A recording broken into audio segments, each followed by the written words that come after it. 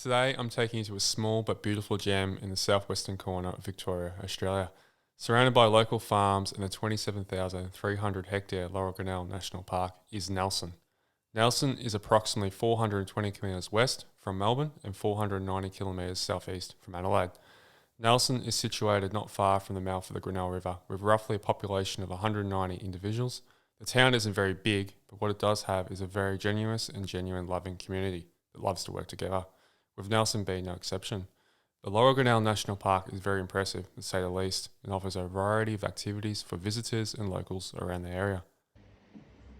So, talk about like the heritage of the pub, and obviously, you've been here for over 30 years now.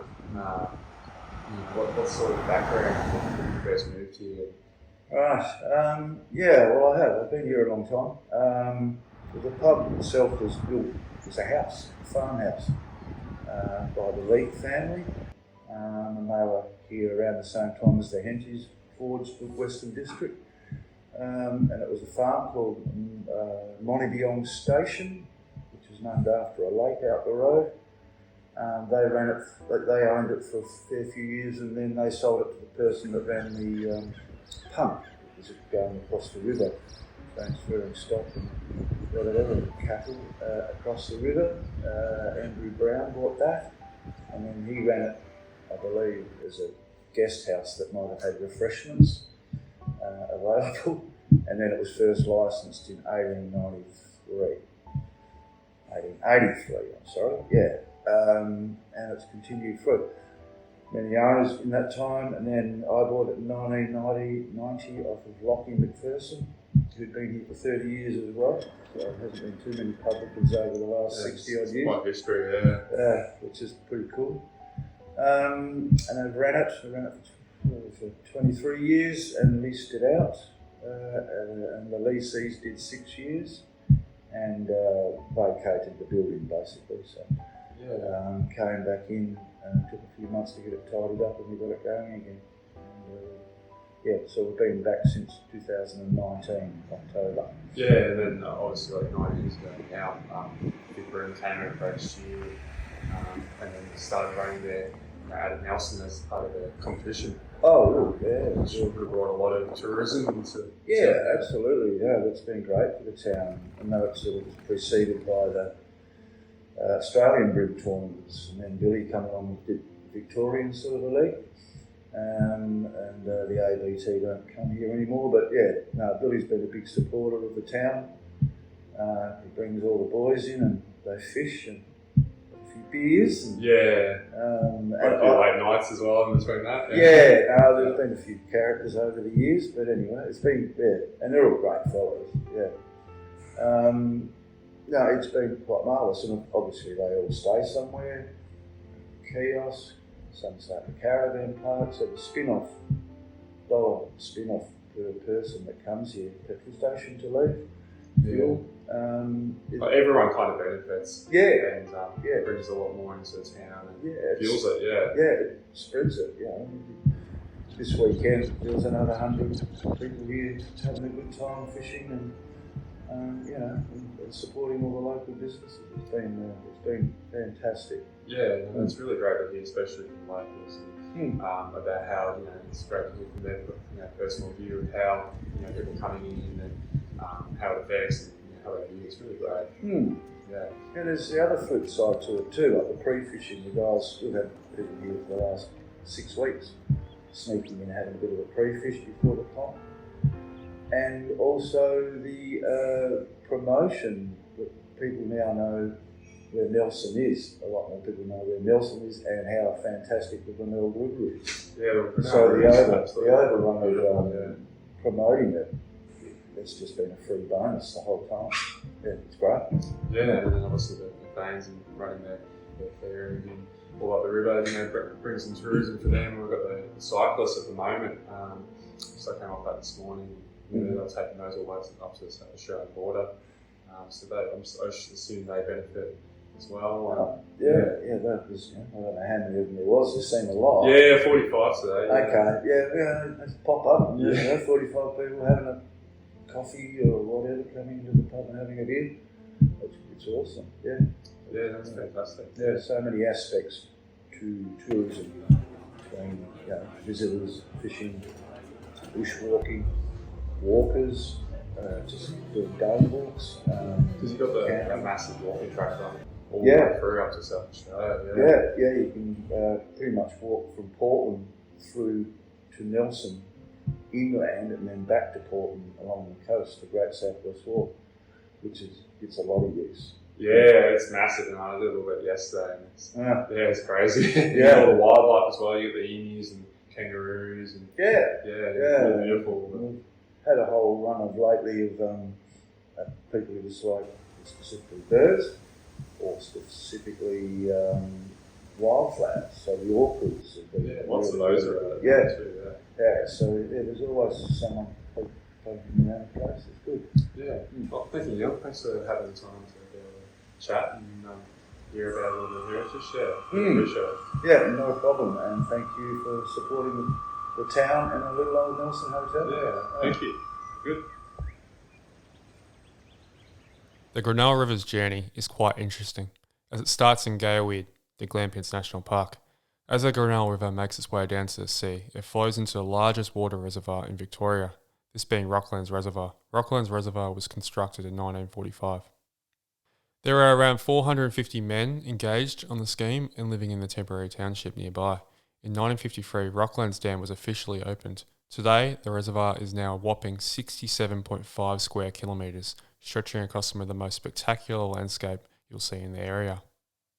This, as you can imagine, has generated a region ripe with loads of exceptional outdoor activities for travellers and families wanting a fun vacation with the kids, or just simply mates getting away for a chill fishing weekend.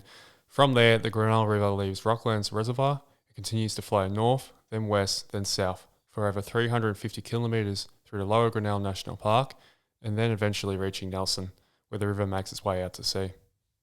For accommodation, you can camp at several places along the Grinnell River, including Lake Monibong and Swan Lake, and along the Grinnell River walking track.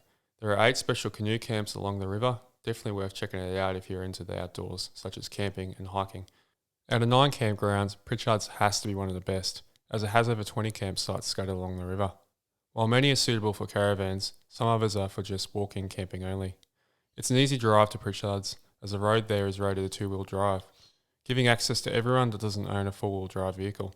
Once onto Whitnap Road, it's a short trip down to the campground. Pritchard's has basic facilities including flush toilets, picnic tables, fireplaces and taps for drinking water. Each site has a $1 million view of the river, creating the perfect relaxing atmosphere for those looking for a getaway chill weekend. Along the last part of its path to the sea, the Grinnell River has carved a spectacular gorge up to 50 metres deep through the limestone. This, as you can imagine, has created some seriously amazing spots for photography, fishing, canoeing and camping.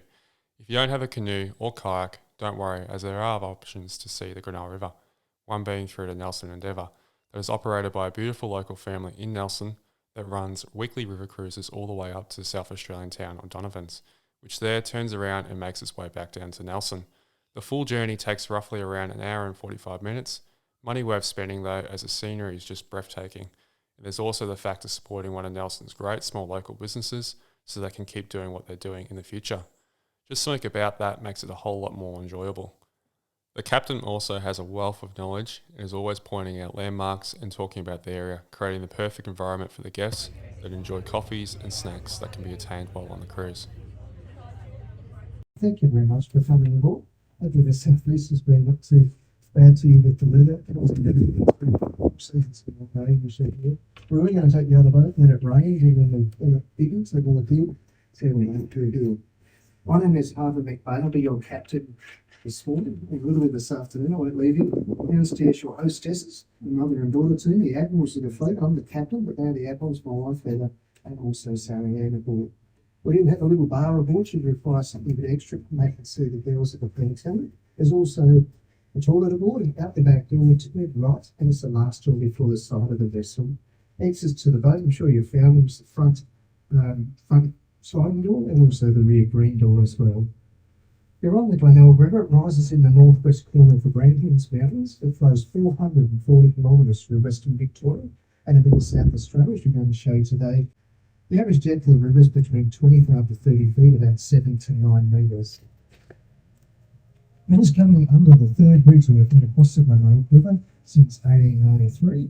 We had a wooden one way back then, and then in 1867 a steel one about where the road is now, and then this one was built in 1997. We're coming out through the outskirts of Nelson now. I know the poll count yesterday has 115 residents in Nelson, so that's it. I was wondering. In the summer months, it swells to 2,000 or 3,000, of course. Very much a river town. There's the little shacks at the Glenroe in Victoria, frequently in South Australia-ish.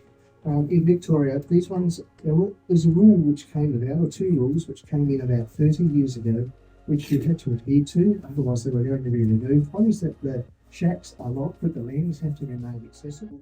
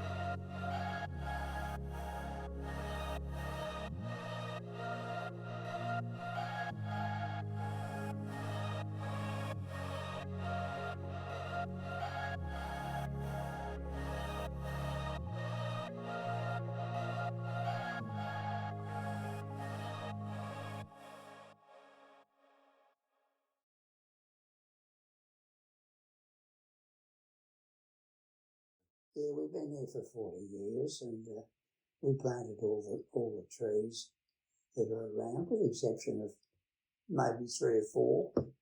We've planted all the roadside and all up the drive, and there's trees everywhere. And of course, 3 weeks ago we had gales, and so many limbs fell down, we couldn't drive out the drives. Yeah, wow.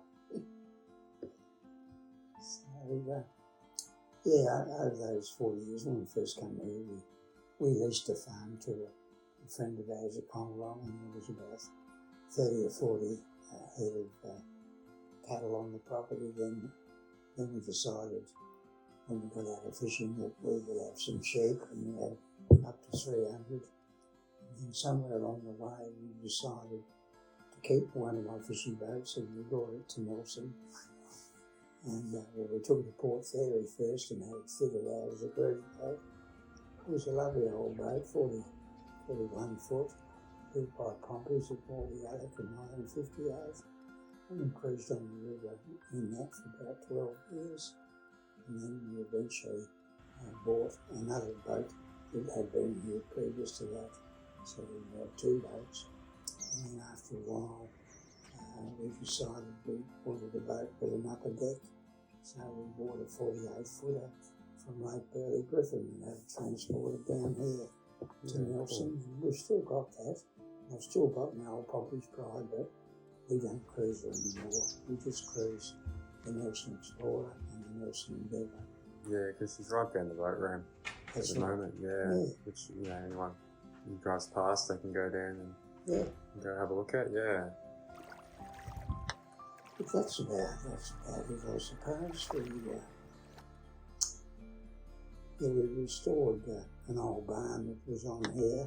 We did that in about 87. We didn't realise at the time that the old barn used to be Nelson's dance hall from about 1850 right through until about 1960.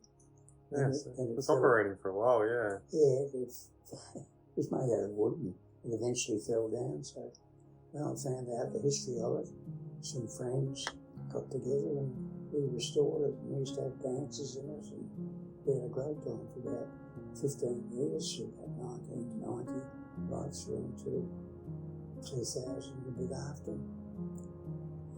And of course we were into cruise boat operations, and all the old people that used to come to our dance hall were just slowly dying.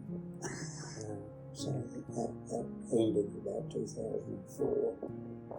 That's still fairly recent, yeah. Oh yeah,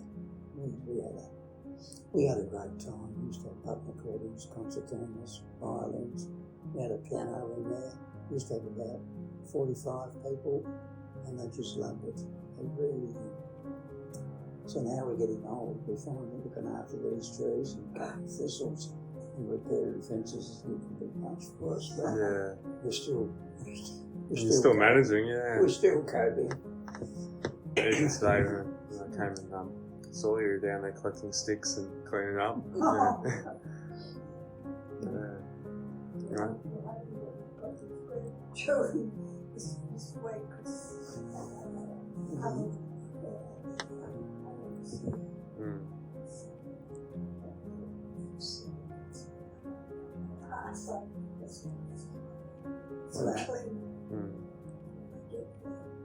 That 150-year-old mulberry tree, everybody in Nelson knows all about it, and I always say to all the locals, if you want to come and help yourself with mulberries, you're welcome. And they, quite a lot of people come and get them, but when we've had any days over 40 degrees, it just cooks all the mulberries. We never used to get that hot, but anyway, they were good last year until about a week after Christmas. Then it got hot, and that was the end of them. Yeah. That's it.